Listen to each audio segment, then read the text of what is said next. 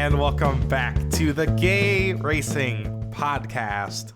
Zack and Alex are back with you to talk about NASCAR at Atlanta. Possibly one of the best races ever. Maybe not ever. Definitely one of the best finishes ever. It's the fact that we bring it up says a lot. And I wouldn't say I'm buzzing. Like, we're about to get into this finish. The third closest finish in NASCAR history. Literally, I thought I was so smart when I was like, let me put the screenshot of the Cars movie finish with Chick Hicks and the King and Lightning McQueen. Let me put that on Twitter. You were like the 20th person I saw on Twitter that did that. You thought you were so original. I thought I was so original, but no, everyone else.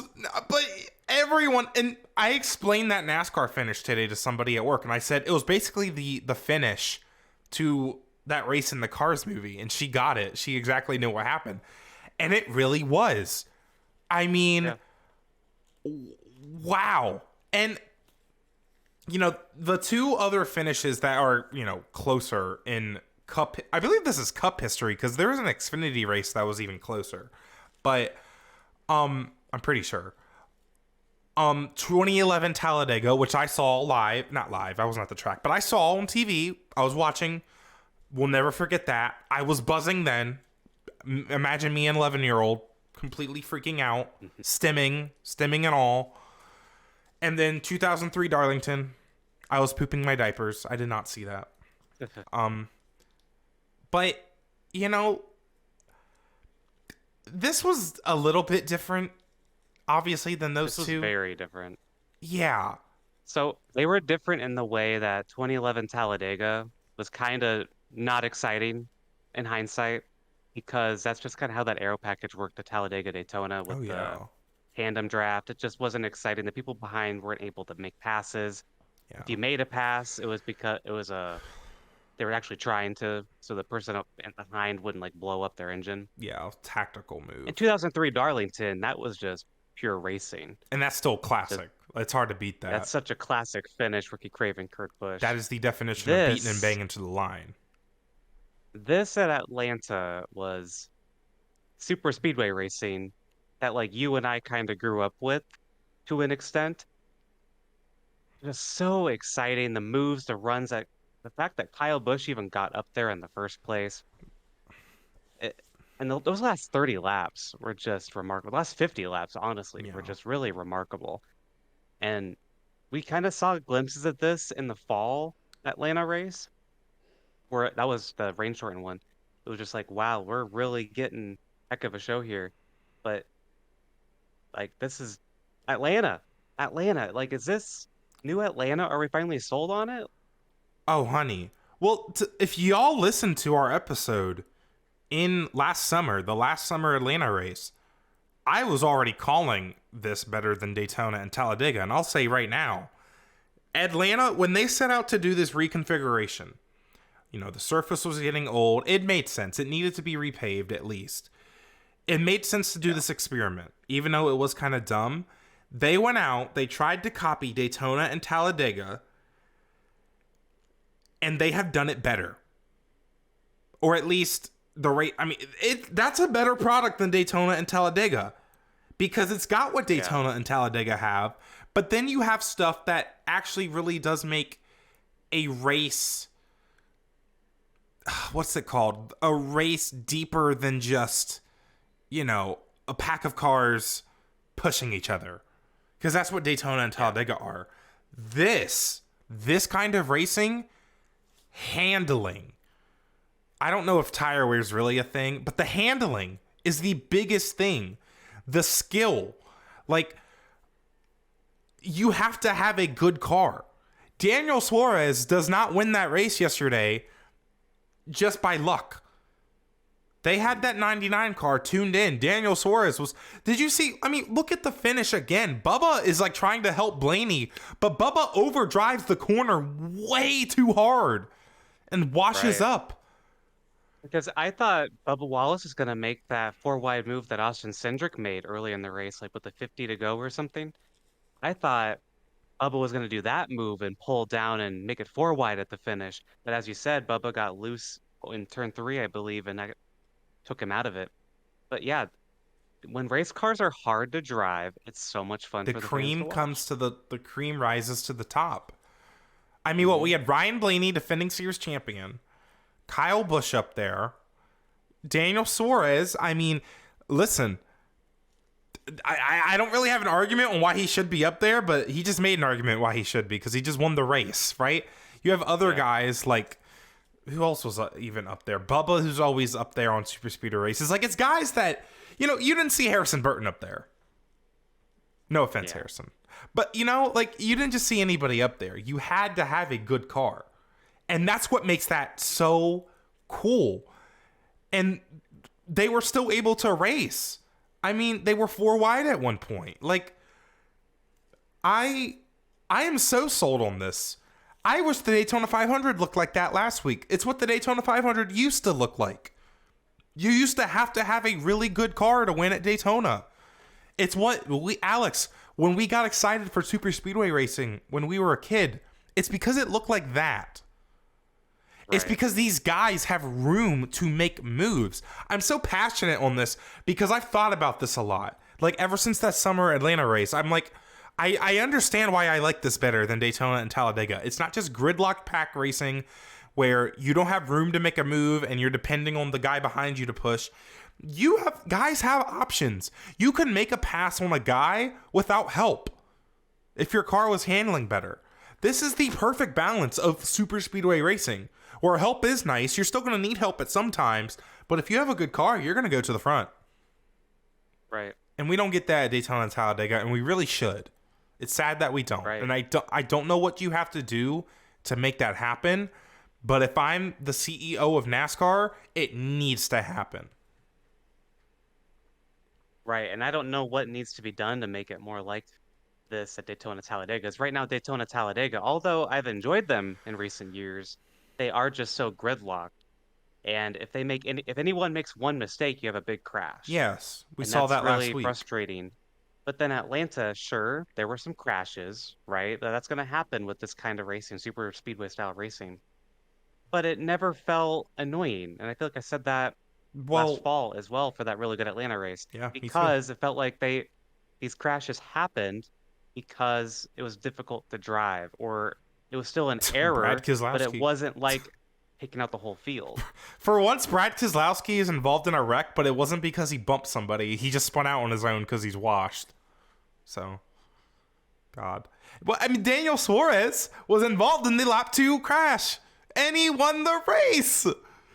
Like, But Wallace was involved in it too. yeah. Like that crash it involved a lot of guys, but it didn't take any of them out, and that's why I'm glad NASCAR has And a better body on these cars too. They can handle. I said personal last time hits. that, these wrecks don't really take out a lot of cars because the field's spread out. You also, I guess, consider that the speeds are slower, but And that's why, again, I don't know if you could recreate this kind of vibe at Daytona again without the cars probably need more horsepower or the tires need to wear a lot, which Goodyear's never going to do at this point.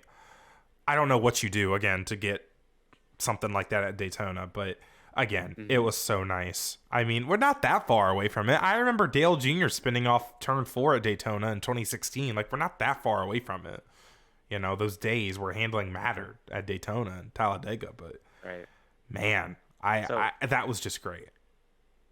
So all that's to say, I think we're sold on New Atlanta. Oh yeah, by Like, the this way, is I am sold on New fantastic. Atlanta. If you didn't know that. Like I am too. And when the first 2 races here happened, I don't remember if you were, Zach, but I was not enjoying them. I don't remember what my I don't vibe remember was. what you Well, thought, William Byron but and Chase Elliott won the races, so I was just like, meh. yeah. Like for me, I just thought it was kind of stupid. I didn't really enjoy it. It's like, what are we doing Well, because here? we also knew But what Atlanta was, and Atlanta was one of the better right, tracks on the schedule, especially right. for a mile and a And half. and to that point, as you said earlier, Atlanta needed to be repaved, and it wasn't going to be good for a solid 5+ years, probably longer than that, because fresh asphalt, it just doesn't produce great racing. Yeah. So it was either this or repave it and, wait a decade for it to be kind of good again.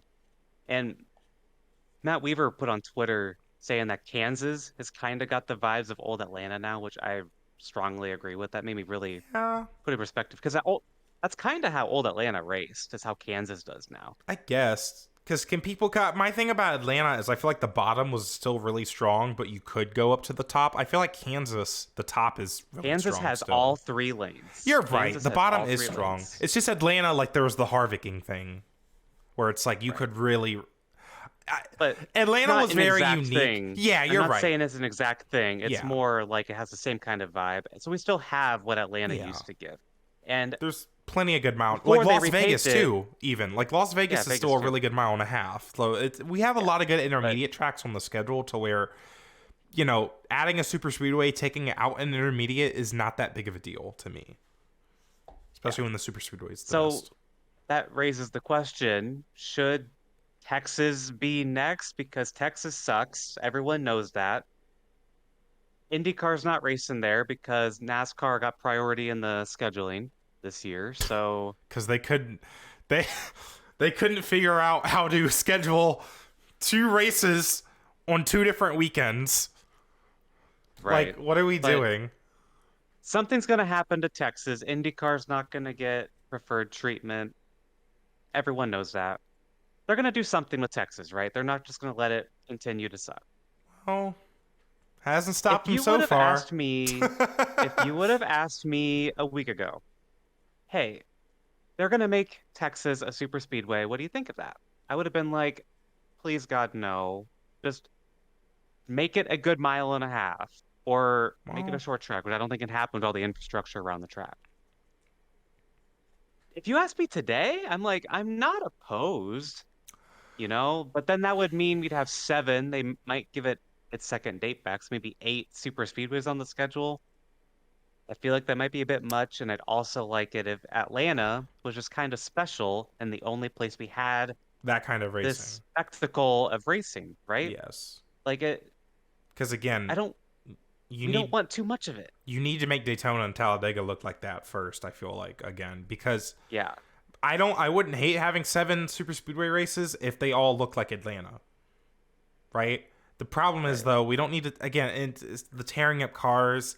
Stop bringing the trucks to this race. Good lord, Oh stop God, bringing yeah. the trucks. Stop bringing the trucks. I can't believe they brought the trucks this weekend like they weren't bankrupt. Good lord, but I don't know. And I saw someone, I think they said on the teardown, like Kentucky. What if they want to bring Kentucky back and they turn that into a super speedway? Have one in the Yeah. middle of nowhere. I I don't know. I still hold the belief that they should have done this whole thing with Texas before Atlanta, but Atlanta needed to repay, blah blah blah. We've talked about it. But Texas is a good I don't know. choice. It's the best I choice. will say if they're going to announce this, if they have plans to do it, they should announce it like right now. Exactly. Because this is the most positive time, get the most positive reaction that you'll ever get. If you would have announced this a week ago, it hasn't happened obviously, but if they were to announce it a week ago, people are like, no, we don't need more super speedways. Oh my gosh. I think we Announce do. it right now, SMI, and that'd be great publicity, great PR, everything. Like 'Cause that was good racing, man. And yeah, we don't need it it every week. I was. mean, I think Las Vegas is going to be very refreshing this weekend. We just Yeah. don't realize how refreshing it's going to be to see just a nice, normal race. I don't Mhm. know. It's a weird topic because Texas, I mean, name a mile and a half on the schedule worse than Texas because I can't. Like, There isn't one. I don't think And there I is think one. if you ran these Gen 7 cars at Kentucky, it'd be kind of a tolerable race because 2015 was a good race there because they had a good aero package. Yeah. I don't know. So, It'd yeah, the be, problem's Texas. it is. And Texas, I think it's built for it. I think it'd be cool. I mean, they do a lot of big things. They got a Yeah. big TV on the backstretch. They should do what they did in the Cars video game. The Disney Pixar Cars video game. You know, the Smasherville track Yeah. or whatever. It's like Bristol, but it's got like 80-degree banking. We should have Be so a 1-mile super speedway. Dover. God. Dover. Give Dover like twice the amount of banking. Make Oh, it wider. Ooh, Uh-huh. I'm cooking. if you cooked, you burnt. You I burnt all the food. That's no, not good. wait. That would be so No. cool. Someone make that on NR 2003 right now. That's Dover with. probably not even safe. That's probably not a good Oh, they don't idea care at about being all. safe. No. Did you see that? They don't care about being safe. You would sit on the racetrack for a minute. That'll be all right. Oh boy. But Anyway, I brought up Atlanta. trucks and Xfinity Great. though, and truck. Did I even watch the? Oh, Kyle Busch won, so who cares? Let's not even talk about the truck race. Xfinity, choo choo choo, train racing. Oh my god, I didn't watch most of that either, to be honest. Because I was. Yeah. Why did? Oh yeah, my family was over. But I don't think that's on the track, and I don't think it's on the cars. Yeah. I think the Xfinity drivers We just suck. saw a good cup race. We just saw a really good cup race. It's obviously not the track. Like And I get the any package. Texas race, no matter what, was not good. I get the package is wildly different, right? But they just were riding in a train, and Denny Hamlin, I was listening to Actions Detrimental, and he said the same thing these last 2 years. Like, these Xfinity guys are just riding in a train expecting something to happen when no, you have to make the moves happen. It's kind of like when we saw a lot of train racing with the Cup Series, like especially like in the Clash when they would just train race. It's like they're not trying to win. They're just sitting there, I guess. And Yeah. Austin Hill goes on by them. We're like, oh, bye, buddy. Congrats on the win. We love you. Austin Hill winning that was so funny because it's like, of course, Of course he won He's- that because that of was course a he bad does. race. But to be honest, I don't care because Cup was so good. I don't care about Xfinity when Cup's that good. That's your problem. You know- Figure that out on your own. You know, the negativity that was on social media, which like shocker, people are negative on social media. After the Truck and Xfinity race, I was like, did you guys forget how good Atlanta was the cup race in the fall? Oh, I didn't. Because like we knew we were gonna have a banger, but I didn't know if it would be this good of a race. People were like, we need to blow up Atlanta. We need to go back to the They're old. so It's like, dramatic. No, this is still good. Well, Yeah. I'm mad. Again, listen to our episode from Atlanta last summer because I feel like we are loved the Atlanta truthers. Like, no one saw this coming. Everyone was so shocked that today was Yeah. good. Like you and I were on this train back in like what, August, July, whenever that race was. Yeah. Like it, like the first year we were not on board, but we were on board a year ago. It's because people thought they only raced like that because of the rain. Oh. No, they raced like that good because they race. could race like that. Like what? Yes. Like, come on, bro. Y'all are killing me out so good. here. Oh my god. Y'all are killing me. Well, we should probably talk about who won the race, which is Daniel Suarez. Which is the won. most boring part of the race. Like, that's no hate to But there Daniel. There's actually an interesting story there. Not gonna lie. You keep Yeah. going. There's a lot to talk about here with Daniel There is. Suarez. There because is. One, he has a lot of pressure on him, Daniel Suarez. We talked does. about that. Yep.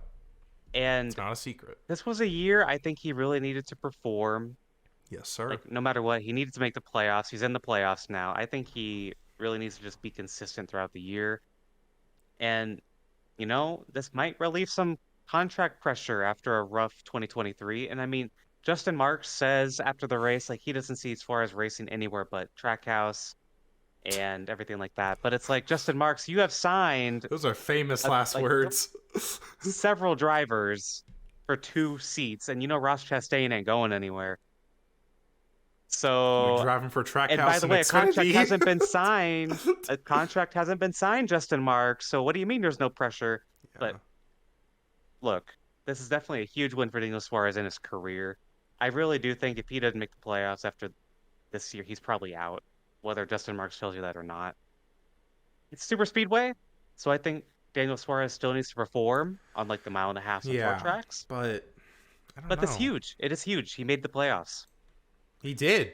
And that's, I mean, what, they have 24 weeks to get ready for the playoffs, which should be an advantage, you would think. You would hope, right? Yeah. I mean, I feel like that kind of stuff helped Chase Briscoe when he got locked into the playoffs early in 2022. Like, I don't know. Yeah. I mean, I'm very interested to see what the ramifications of this is going to be. Is Suarez going to run good this year? Is Suarez going to run good when he gets to the playoffs? What happens with his contract? Who does this knock out? Because I did not have Suarez in my playoff grid. I don't remember who I even had it. To be honest, I didn't really make one, but I was fooling around one day. I'm like, these are my 16. Daniel Suarez was not in it. I wouldn't have Suarez in my 16 either. I didn't make one, but I wouldn't have had him in there because last year he was just kind of a non-factor all year. Made mistakes a lot. Made mistakes a lot, too. Yeah.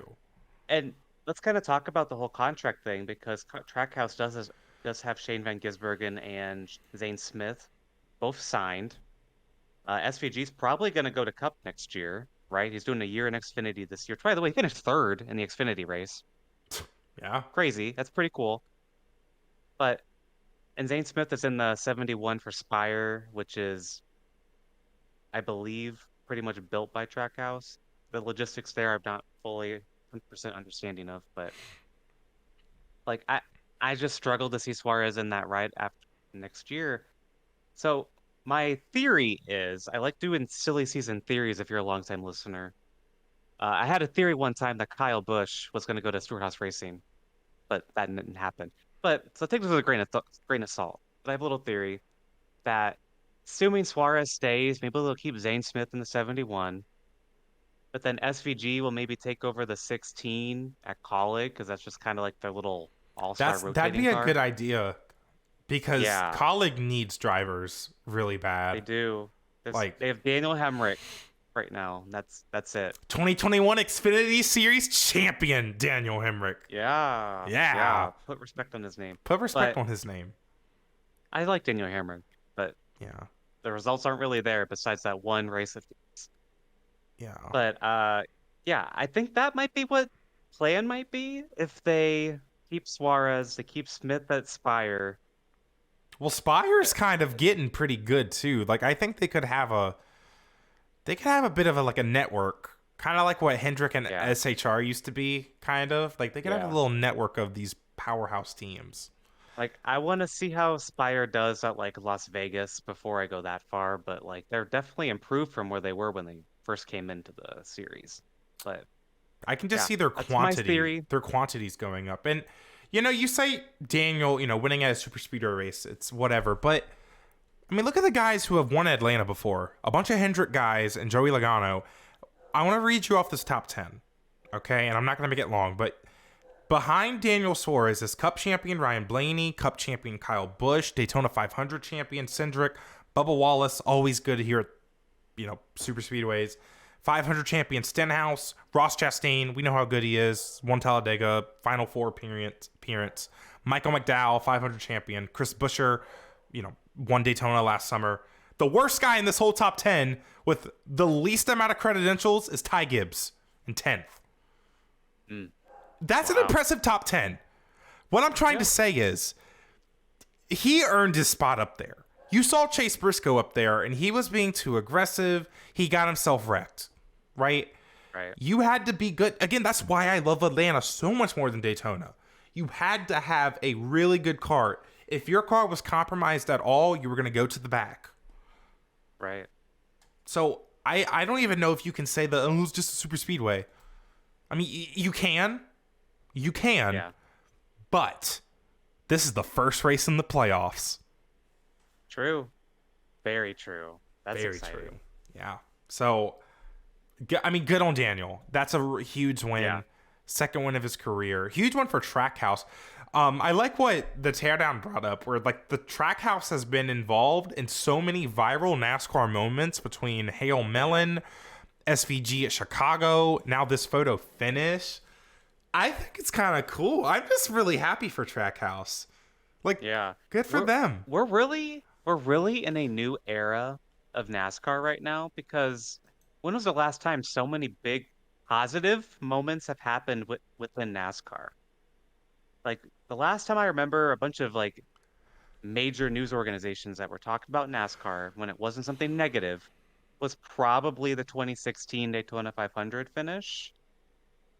And besides that, And you've seen they those don't random really like talk about it. fashion lines, like putting NASCAR in their like lines and stuff. Like Yeah, like the NASCAR early and the 2000s they did. Netflix show.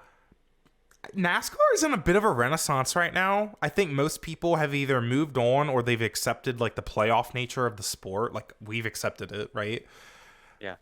We're We've in a embraced it renaissance even. right now. I mean, look, William Byron and Daniel Suarez just opened the season with wins. Like whoa! Like these guys were Yeah. like babies in 2018. Like what? Like what are we? Like What are we doing? these Like in the 2010s, late 2010s, they were both Xfinity Series champions. Like we're truly in a different yeah, era of NASCAR, and we're seeing these different names come up to the top now. it's It so cool. it's so interesting to watch. Yeah. Yeah. But then you still have, and shout out to Kyle Busch too. I mean, Kyle Busch had a really good race, and Yeah. I made a prediction he was going to be sleepy this year, but so far he is not sleepy. He is awake. Kyle Busch is the points leader right now. That's my man. Man, keep it up, please. He wasn't your man a few weeks ago. When you Not a said few weeks ago. You know what? Who I can't tell if he's my man or not my man, because he always has me confused. who's that? Austin Cindric. I never know what this man is up to. Because, listen, that 4 wide move he made on the front stretch yesterday, I was hollering in here. I was hollering I when he was did too. that. My mom came in and was like, what is going on in this race? She needed to know. And I'm just like, there's no way he did that. And it worked. And guess what? And they didn't crash. They didn't crash. And guess what? It was still stupid. He still shouldn't have done that. I don't care. I will say that all day long. I will say it tomorrow. I will say it the next day. He should not have done that. Because if he wrecks right there, he looks stupid. I'm kidding. I'm half kidding. I am impressed that he made it work. Because, he did that, I think, because he knew his car was handling good enough. You saw him up front all day. I mean, that was a very impressive run by the 2022 Daytona 500 champion, Austin Cindric. I mean, the Penske cars in general, Blaney, of course, up there. Handling was really good for them. Nothing surprising there. Another shout out to Cindric that he's back. This was the moment of the race where, again, like half a year late, where people are like, new Atlanta is good. This is good racing. Like we've been I thought said. for sure they were going to crash. But then, like, besides the finish, obviously, that was the moment of the race. And that, like you just said, Zach, that was the really turning point on social media, especially when you look at everyone's reactions. Like, oh my gosh, like this is a race. Like we are watching something really special. That's when I knew we were watching like an instant classic race, no matter how it Oh finished. yeah. And wow, like kudos Austin Cindric. Like that is crazy. I can't imagine the thought process of making that move because like I don't think anyone had done it yet. But 4 wide at Atlanta, and that wasn't the last we saw of it either. I mean, they were 4 wide, kind of behind the leaders after that for a little bit. They were just kind of stuck like that. It was so fun. Again, Such a good race. If he does that and there's a wreck, he looks stupid. He does. Yep. He took a big risks there, and I mean, Yep.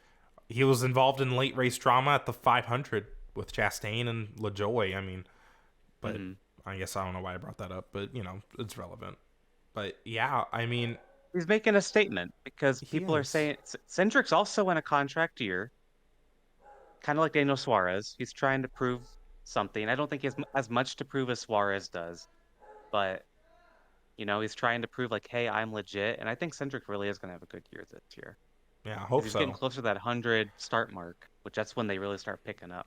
Yeah. Well, I mean, it all depends Someone again. else. How's Penske going to be at Vegas and stuff? That's what I'm curious about. Someone else who's getting close to 100 or 100 starts is Todd Gilliland.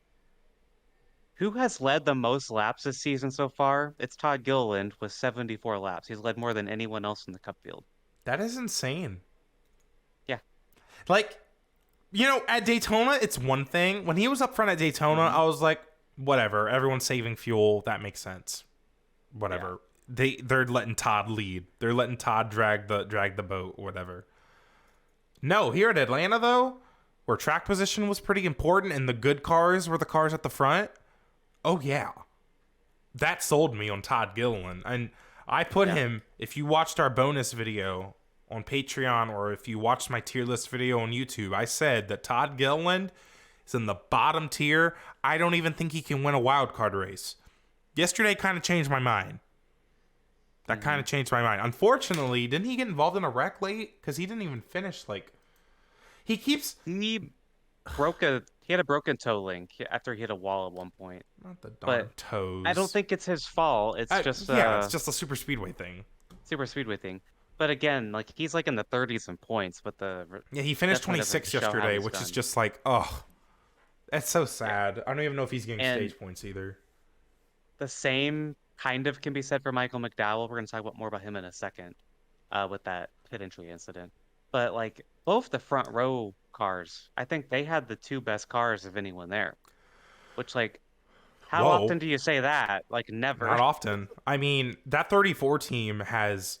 It's kind of like we're in this new era of NASCAR. Well, this new era of NASCAR includes Michael McDowell in the top 10. Yeah.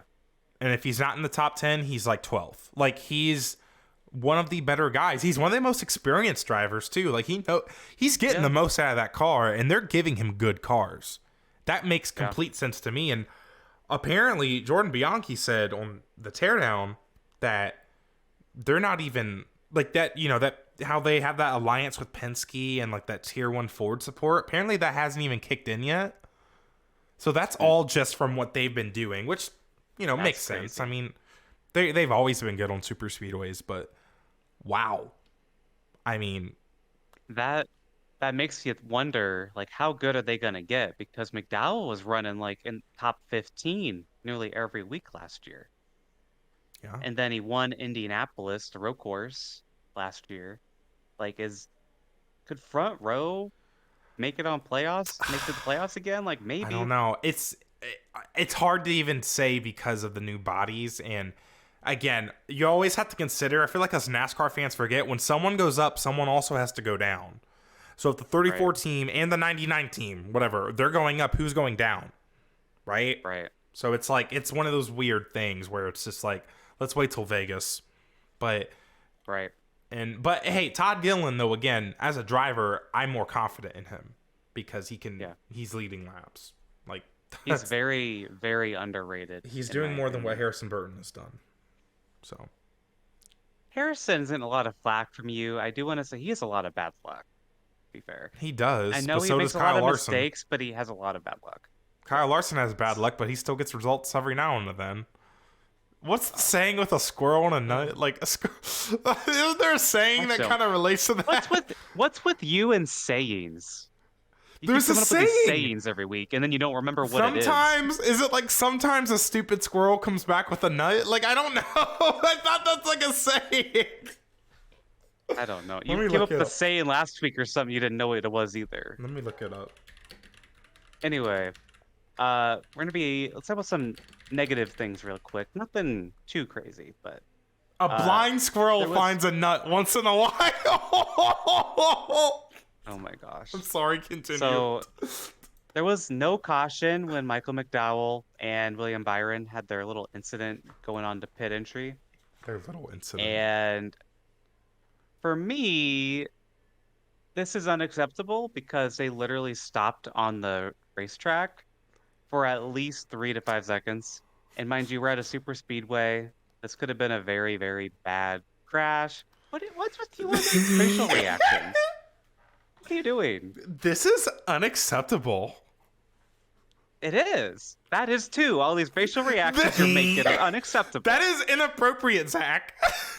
Yeah, so inappropriate, so rude. This is so unacceptable. Listen. I'm so glad we have video so y'all can see what I gotta deal with. Oh my god. Anyway. Are you done? They were off the track. It's not like a race car that's on the track can still crash and hit. Honey, it's not like an Indy car where they leave them for like an hour. Yeah. It's not like they're leaving them there for that long. Like, they were getting back going. Like, I'd rather that not be a caution and completely just like change the outcome of the race. Yeah. Am I wrong? Like, well, I don't know. They were off the track, right? Like, Am I They blind? were like under the white line, but a car could have spun and hit them. Well, yeah, duh, but like, Yeah, duh. Someone could yeah, have got hurt. yes, What? no, Are you kidding? honey, they weren't So, there for and that then long. they were there for several seconds, which is a very, very long time Several on a seconds. racetrack. Now, Yes. I will say it was kind of stupid because they were blocking pit entry. So, Zach, hold on. Hold on. Zach, if I told you you have to go park your car on below the white line off the racetrack, as you call it, but you have to sit there and you can't move for at least 5, 10 seconds. NASCAR's not going to throw a caution. They're going really fast. If someone comes and hits you, you're cool with that because you're not on the track. They're not gonna hit right? me. I'm gonna hit the lottery before they hit me. Okay. I'm just Whatever you saying say. it's so unlikely for them to hit them. But, well, no, that's not right because they were blocking I pit road strongly entry. disagree. Weren't they blocking pit road entry? Disagree. But Yes, the they argument were. I like your argument stands because they're blocking pit road entry, but if they weren't blocking pit road entry, then I just don't think like because in IndyCar a car will be stuck off the track and they're sitting there for a long time. Yeah, but From my understanding, they so in IndyCar's defense, half the time they're out in the middle of a field at Barber Motorsports Park. This one, they're like inches from the actual racetrack. Neither are good. I think NASCAR's in a worse situation here. I can see that. That's fair. I'm trying to find the replay. Is this in stage 2? Oh, yeah, there they are. Okay. Wait, go back. Fox sucks. Oh my god. 24's like... I mean... No, Alex, you're dramatic. They were not stopped for that long. They literally barely ever stopped. You are so dramatic. So if they're going like, okay, so if they stop and then they move for like 5 miles an hour, if they get hit by someone going 180 or whatever, that's still an You can awful make the crash that same could happen. argument for all the cars slow. Well, maybe not, because they're slowing down to 90. Never mind. And they didn't really block the pit entry. Ty Gibbs is like trying to get around them. I just don't think that needed to be a caution that would have like It put 100% should have been a because caution. then like everyone's a lap down. I Who don't. cares? That's part of pit strategy. It's part of so if you pit during a caution, then like, oh well, sorry. Well, Atlanta's That's got part some of it. other things with their pit road they need to figure out anyways. Well, they should come up with a different pit road entry if that's going to be a problem because that's just how it's a safety issue. Well- You cannot keep these cars out there like that. They weren't there for that. Well, they never even stopped. Byron only stopped because the 34 was in his way. They barely stopped. They were like basically always rolling. I strongly disagree with you. Like this is crazy. I just don't get why that needed Oh, to be man. a caution. It should have been a caution. All right, well, and we it would have disagree. been.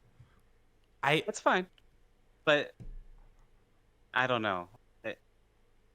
I think if you're gonna not throw a caution because you don't want to mess with strategy. You're manipulating the That's race true. and putting people. You're right. I agree health with that. at risk. I do agree with And that. I don't like it when IndyCar does it, and I don't like it when NASCAR does it. You're right. And usually NASCAR's trigger happy with cautions, so I don't. To me, it's Well, just like in my perfect really? world, that's never a caution because they're on the apron and they're getting themselves together. I would throw a caution for that ever. I've talked about it on here See, before. Like when someone If spins. this were, Mhm. uh-huh. No, like when Okay, someone if this were spins like to a the mile inside, and a I don't half. really care. Sorry, we both said we can keep talking to me. I know. We're a mess. But if this was a mile You and a go half. first. No, if this was a mile and a half. What? hmm You were saying? If this were a mile and a half and they were like stopped there, like they spun like at pit road Well, it is a entry, mile and a half. I could a regular non-super speedway mile and a half, you idiot. God. So if they spun there, I think that would make more sense to not throw a caution, right? Because they're not like in a huge pack. Oh, They're honey. not going as fast. They weren't in a or huge as- pack. It was during pit cycles. They're spread out. I'm not gonna win this argument. So I'm not trying to win an argument. I'm just saying. No. I just disagree. Let us know what you think down in the YouTube comments below. We haven't had a good debate on here for a while. We haven't. We usually agree on everything. That was fun. Yeah. Unacceptable. That's okay. Unacceptable. Oh my god. You can be wrong. You can be wrong. NASCAR, okay. You are in big trouble, mister. Anyway, someone who is in big trouble, Zach, is Joey Logano. Uh-oh. Because he got penalized for having manipulated gloves. I wish his gloves would manipulate. What? Huh? Huh? Huh? Who said that? What'd you say? Sorry, I think I got hacked. That wasn't you? Joey Logano's manipulating something with his gloves?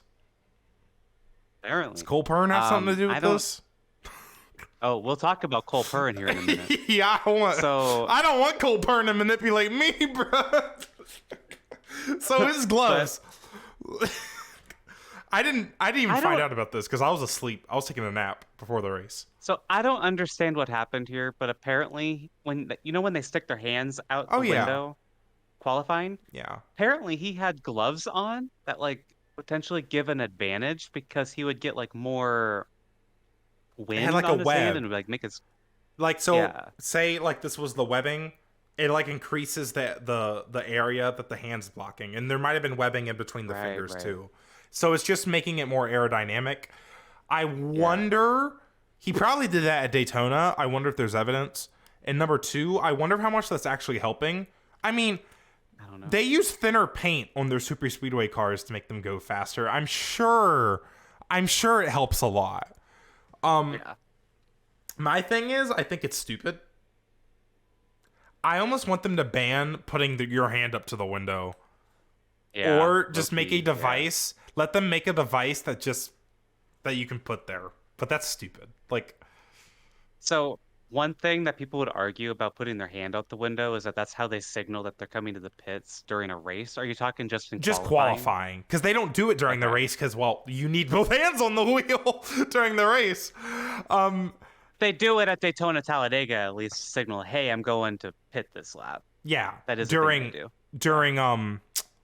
the race. I'm just saying during qualifying, which is, again, that's a simple device is too expensive for just qualifying at two tracks. So imagine they put blinkers on the car saying, I'm pitting, I'm putting my blinker on. Yeah, that would be cool actually. But my thing is, you know what, NASCAR cars do need more lights on them. That would be cool. But my thing is, do they do this at other tracks?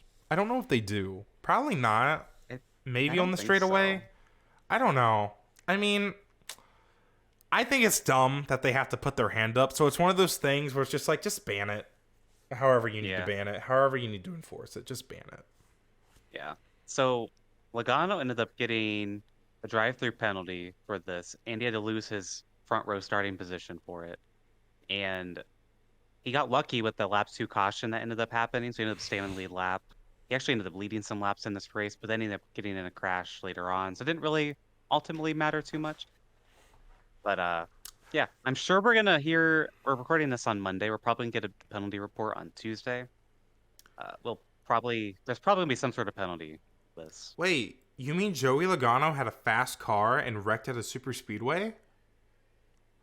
Yeah. This is the first I've ever heard of this. Wow. Could you imagine? Him and Brad Keselowski, man, it's so weird how that happened. Oh my gosh. Wow. Crazy. So let's get into the tea. Or could it be tweet of the week? Because both of these are about tweets that we saw on Twitter or X, I guess, if you want to be. No, it's Twitter. I'm not playing Twitter. That game anymore, Elon. It's Twitter. You can all right, do something. So you can be a blind squirrel and find a nut. I don't care. That wasn't funny. I'm sorry. First thing I want to mention here is @WhoIsSkid on Twitter suggested that Atlanta should be the regular season finale and put Daytona back on July 4 weekend. And Zach, you and I texted about this. We agree. I want to make out with them. That's That is a good tweet. That is a great idea because my soul has not been. Man. You know what happened when they took Daytona away from July? COVID-19 happened. No I'm way. just saying. We have not. The world has been not normal since they took Daytona away from July, and I think that is the answer to bringing the world back to peace. Okay. NASCAR's not right going to, and I get going to Chicago and seeing some white boys perform on the stage, the Chainsmokers specifically. Seeing them perform, that's great. Whatever, cool. But you can do Chicago any week, and it'd be cool. You don't got to do it on 4th of July. You can do it the week before or the week after. Daytona 4th of July is. Oh my God. Especially now that we're going to have a gap of super speedway races in the summer, like no super speedway races in the summer, right? Like, right. So we don't need it right before, Atlanta, which is now like in the playoffs or whatever. I don't know if that's going to last. Like, Man, that's a good point about the gap because Atlanta, Daytona, Talladega 2, all of them are in the final, 12 races of the year. Yeah. We have all the super speedway races Yeah. in the first 12 races and then like the last 12 races. Like the first 9, 10 races, really. So, yeah. You're right. This would work out so well. It's just a good idea. And again, yeah, Atlanta is better racing. Maybe it's not as much of a wild card factor, but I don't know. Daniel Suarez just won it, and I know I was arguing that he wasn't really a wild card win, but I mean, Todd Gilliland led the most laps in this race. Yeah, that'd be a crazy wild card. I think it would still have the same factor that Daytona currently has as the regular season finale, even though it isn't that this year. To be honest, it'd be less stupid because there wouldn't be like a big wreck that like last year. Didn't a big wreck just kind of ruin all the playoff drama because it took out Ty Gibbs? I think so. Yeah, sounds right. Yeah, I think they should try it. No, not try it. Just go back to it. And again, they probably won't because Chicago's their new July 4th date, which, again, is that really a thing? Like, I just feel like when it's in a city, I don't know if people are really, doing that for their 4th of July plans. Like, people want to go to the beach. Yeah. People want to go barbecuing. You can't do that in Chicago. Or it's in a park, but I don't...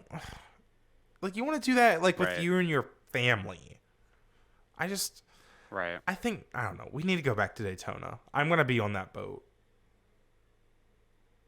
You going to be with Martin? I ain't going to be with what everything Martin's doing now. I'm... Our next topic in the T is that NASCAR weigh-ins this year require drivers to be in their underwear. Because they're trying to prevent additional. Come on, Netflix. Weight. Come on, Netflix. So Netflix. Who did Netflix show in Drive to Survive? They showed George Russell in his underwear, and I about lost my damn mind. I thought I had to turn the TV off. I had to turn it off. I was all messed up. You can't do that to me. No. Oh. So this topic came up when Chase Briscoe did the 12 Questions interview with Jeff Gluck. And he noted that he used to hide a lot of additional weight during the weigh-ins. And now they can't really do that because they're just wearing underwear when they do these weigh-ins, okay? So people are talking on Twitter. Dale Jr. makes a comment, and Cole Pearn, remember Cole Pearn, the crew chief for Martin Truex? I do. Who couldn't forget? I miss him every day. Yeah. So Cole hasn't tweeted in 2 years until this tweet. He suggested that, Zach, would you like to read what Cole Pearn said? Well, all he tweeted was tungsten butt plug. So this implies that Martin Truex Jr. What'd he do? What'd Martin do? Well, I know what he's going to be doing on that boat. If he liked it enough, I know what he's going to be doing on that boat. Oh, no. I'll tell you what. Anything else to say? Because he's doing more than just fishing on that boat. Yeah. So He's a Cole, did you make Martin do this? I guess if Cole was still a crew chiefing Martin today, you know what would be going on, I guess is what we're saying. I So, the truth. you're done. Um Um, um well, that was fun. I So feel like I between these learned two tweets, I Zach, feel like I learned information that I did not need to know. Like I got a lot from that. yeah. Who else? Has all of JGR done it? Ooh. Denny? Oh. For sure. He probably did that. He probably did that not even for Let me stop. Girl, yeah, we got to cut the cameras. We've had a lot of gay in the past 10 minutes. So between these two tweets, Zach, which would you say is your tweet of the week? Well, the last one's low-key traumatizing me. And at the same time exciting me. I don't know why. The first one is a really good idea that I think would benefit a lot of people in the world. So I would take the first one. I think we need Daytona back in July, and Atlanta would be a better race for the regular season finale. Yeah. It used to be on that date, kind of Labor Day-ish weekend. Be cool. Make it a night race, of course. Don't do a day race. That's stupid. Yeah. Rolling my eyes. Yeah. I'm going to agree with you, but shout out Cole Pearn because that was his first tweet in years. Wasn't that his first tweet in years? Yeah, first tweet in 2 years. When did he stop crew chiefing? Was that after 2021? Or was it? No, it was 2020, I think. After 2020? It was around 2020, 2021. I don't remember. Because I remember, like, Truex dropped off. I remember that. Yeah. Yikes. All right. So, next race is Las Vegas. I would say this is the first true race of the season, though. Daytona, Atlanta, they're true races. I love this part of the season. Where, like, the real season starts next week. Yeah. And then we have a crazy race at Las Vegas, and then the real season starts at Phoenix. Yeah, because Phoenix will be boring, probably. So the real season starts at Coda. Or whatever. Bristol. Oh, and Bristol's going to be a rain out Coda! 4 days in a row. Season's here. Yes. Season's here. So this is going to be interesting because we don't really know what to expect with Las Vegas because Ford and Toyota both have new cars. And we haven't really seen what they actually got because, as we said, Daytona and Atlanta, they're so different. Hard to really judge of anything right now. But Zach, at Atlanta, I got another fantasy point. I had William Byron who finished 17th. Typical Logano who finished 28th. Listen, typical gay racing podcast fantasy. I pick someone, you pick someone. My guy is fast. He's up front. He's leading. Your guy gets involved in a wreck. I'm like, oh, I got this in the bag. My guy wrecks harder than your guy and is out of the race. Then your guy finishes 17th and still beats my guy. That is classic gay racing podcast fantasy. All according to plan. Yep. I am as usual. So sick of it. Oh my god. I gotta pull up a picture of my pick. I know who I'm picking. I know I'm picking too, and I have one that I really want to. Oh, it's really funny. I might not have time to pull it up though. So sorry, podcast listeners. We are so slow. I might find it though, because it wasn't that far. I don't know. I might not find it. All right. I'm not gonna find it. I'm just gonna have to pull up a picture, aren't I? Yep. This sucks. I'm ready. Oh, I found it. Okay. I'm ready. And reminder that if we pick the same person, we got to do it all over again. Yep. So. All right. You ready? 3, 2, 1. No, we both picked Kyle Larson. No. That picture. No. I hate you. Oh. I hate you. Oh man, that was good. You are gay. Oh. Okay. So now we got to pick again. And he's You're going to giving win, me a- too. You know, you're giving me an angry look right now, Zach. I'm so mad. I'm so disappointed. Oh, you gonna cry? I am going to cry. Well, I have another picture. Let's see. Unless there's a better picture, but probably not. Let's see. Come on, bro. Get a picture. We're waiting. Oh, you're waiting on me? Sorry. I am waiting. Okay. No, it's not good quality. And I'm going to lose again. Okay. So, like, what's Okay, even the okay. point? I got it. All right. 3, 2, 1. So you have Christopher Bell. I have. You can see it, right? Yeah. William Byron. Byron. Seabell. Okay. Seabass. You caught a sea bass. That's every time I hear Seabell, I think of sea bass. Seabell. Sea All bass. right. Seabell caught a sea Christopher bass. Bell and William Byron. Seabell caught a sea bass gonna be at the seashore. That's gonna be a good pairing, I think. I think either they're gonna be like both top 5, I bet, top 10 at least. So I wanted to go with Chevy this week because I'm just like, I don't know what Ford and Toyota are going to be like, so I don't even want to pick them right now in case they just completely suck. And Hendrick has won a lot at Las Vegas lately. Like they swept last year, and then they've won this race like 3 years in a row at least. I don't know who won this race in 2020. I don't remember, but they've won this race 3 years in a row. So I definitely think Larson's probably the favorite, but again, we don't really know what Ford and Toyota is offering. You know, Chevy, it's a new year. They might have something different going on too. I just feel like I know that they're fast, but Chase Elliott, I didn't want to pick him because I don't know if he's back yet. I don't know. I'm not picking him until he proves that he's still got it. Like if he runs top 5 at Vegas, I'll be comfortable picking him again. But yeah. Again, I just wanted to go with people I know who can win. And that for me, that was really just like, well, Hendrick and Chevy. And that's Kyle Larson, William Byron. So thank God you did not also have Byron, because I probably would have went with Kyle Busch.